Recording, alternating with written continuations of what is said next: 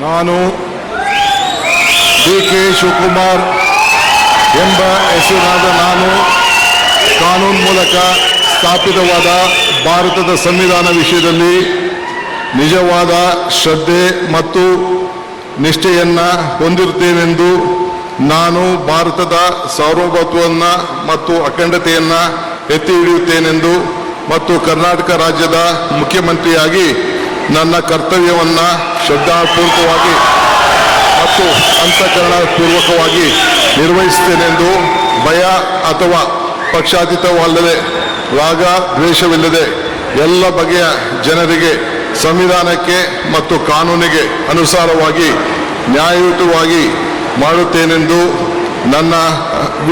ನನ್ನ ಅಜ್ಜ ಗಂಗಾಧರಜ್ಜನ ಹೆಸರಿನಲ್ಲಿ ಪ್ರಮಾಣ ಮಾಡುತ್ತೇನೆ. ಶ್ರದ್ಧಾಪೂರ್ವಕವಾಗಿ ಪ್ರತಿಜ್ಞೆಯನ್ನು ಮಾಡುತ್ತೇನೆ. ಮಾನ್ಯ ಮುಖ್ಯಮಂತ್ರಿಗಳು ಈಗ ಪ್ರಮಾಣ ವಚನಕ್ಕೆ ಸಹಿ ಮಾಡಲಿದ್ದಾರೆ.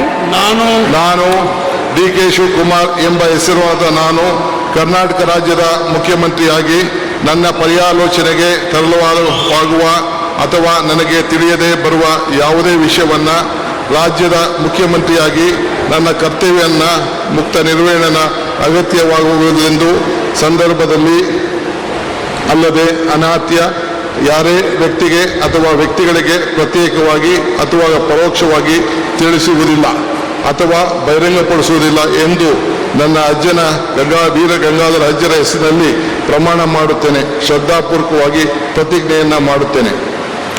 ಧನ್ಯವಾದಗಳು ಸರ್.